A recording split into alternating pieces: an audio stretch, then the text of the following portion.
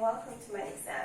As you can see, this is a very special exam room. It's my kitchen, and this is the exam subject. It's a lemon meringue pie. It's one of my favorite foods in the world. Honestly, while thinking of this video, I thought about a million different topics, and even when I finally decided on baking something, I thought of so many different foods that were more complicated, more complex, more showy.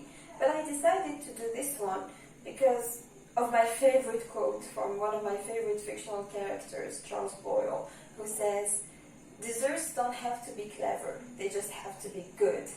As someone who is so passionate about sweet food in general, and who loves to bake and who actually went to baking school, I just love making something that doesn't try too hard, but is just so full of heart and sends you right back to your childhood and has an element of nostalgia and love in it. And so this is why I chose this one, and in a second you will be left with me from about 2 hours ago, and she is in her cooking gear, and I hope you enjoy the video and love the recipe. Bye bye! Got my apron on, got my hair up, let's get cooking. So first of all, you're going to take 200 grams of flour, nicely, and we're going to add nice cold dashed butter. Of course, this is margarine. And sugar and salt. This is exactly the consistency we're looking for. It's nice, it's flaky, and if you push on it, it just stays together a little bit, but just go like this. As I said, just like wet sand at the beach. Now, of course, this isn't enough to actually hold its shape, so we're going to add about 2 to 3 tablespoons of cold ice water. So you're going to stop kneading your dough the second it forms a nice ball. You don't even need it to be too homogeneous, as you definitely do not want to over-knead this. Over-kneading will cause the gluten to develop, and we definitely do not want that, as it will make it chewy rather than nice, flaky, and crunchy, which is exactly next to the bowl of editing. We are now about 15 to 20 minutes later, and I have got my dough here nice and chilled. Now I'm just going to uncover it and place it on top of my plastic invention. This is just a baguette bag. I've cut it up in half, and I'm just going to pop it down on it, cover it up, and this will keep me from adding even more flour to my dough. Here I've got my trusty wooden roller. My trusty wooden roller. This was carved by my grandpa, and it's one of my favorite things in the world. I'm just going to roll this into a circle, so if it's here, we've got it all nice and done. My oven is preheated to about 260 degrees, or just the 2 setting if you have a more traditional oven like me. And I'm just going to put it in the oven and wait for about half an hour. My dough is in the oven. My kitchen smells so good. And now it's time to get started with the pastry cream.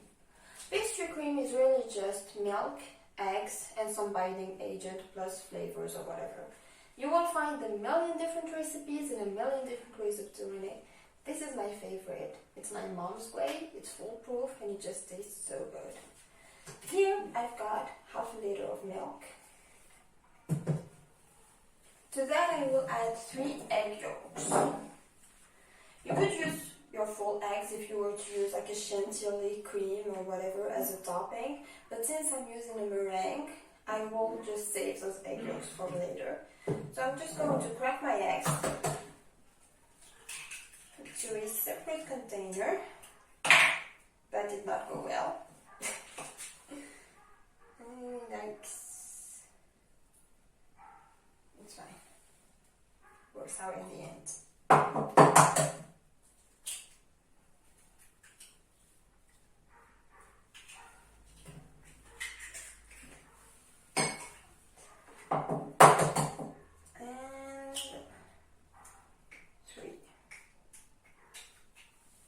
A lot of sources will tell you to preheat your milk and then work. But honestly, I think it works well either way, and it's just an additional step that doesn't do much in the long run. I'm gonna put this over there, and then I'm just going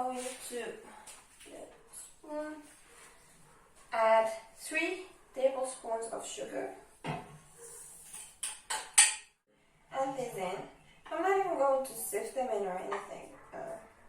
I just work very hard to make sure that there are no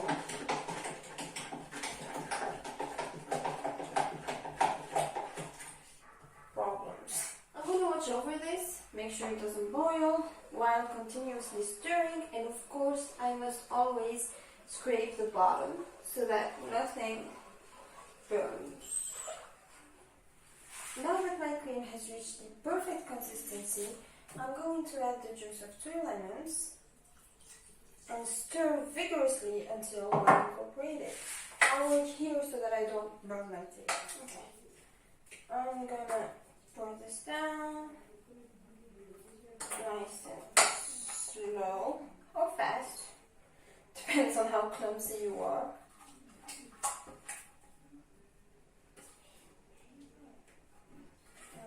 Go, get everything, or you could just leave it in the pan and lick it off. Honestly, it works as well.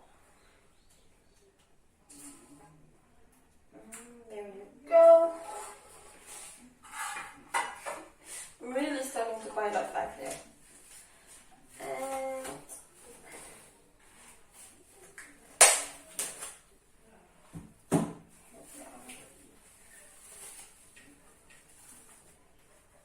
when you cover it in your plastic wrap, make sure that it touches the surface of your cream so that the wrap acts as the skin that would naturally form, and then you're just not going to happen.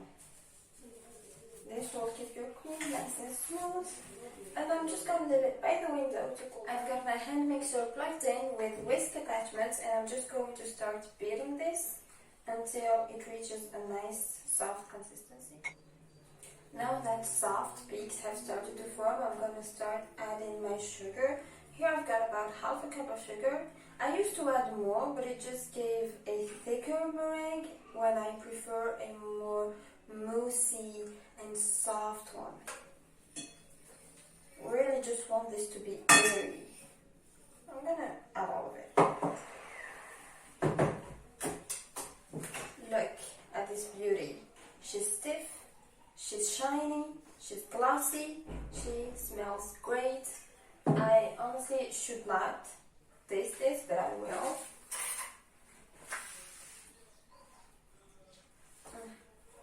So good. Don't do this. Eggs aren't clean, but I'm probably gonna die in egg-related death anyway.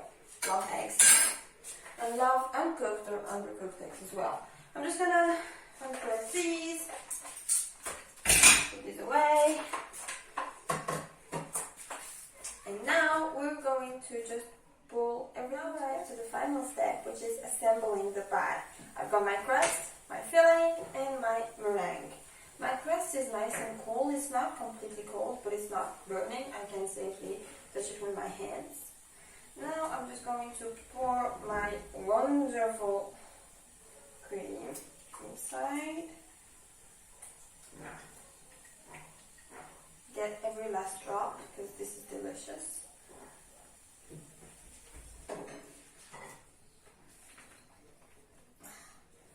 And here you should really just put it down in parts or little mounds of it, just so you don't touch it too much, because meringue is finicky, it's just so fragile because most of it is just air, and you really do not want to be putting any pressure on it because it can deflate so easily. Again, scrape everything nicely. There you go. I'm actually going to use a spoon for this. I want something that's strong. And I'm going to do this very, very gently. Think of this like a newborn baby panda that you...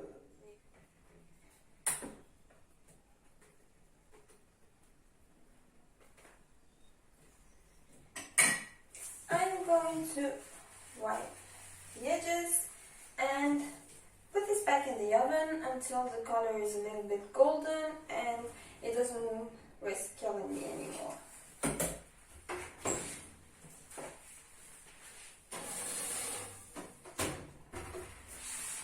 Now all you need to do is have some patience, and at the end you're going to have a wonderful everyday dessert.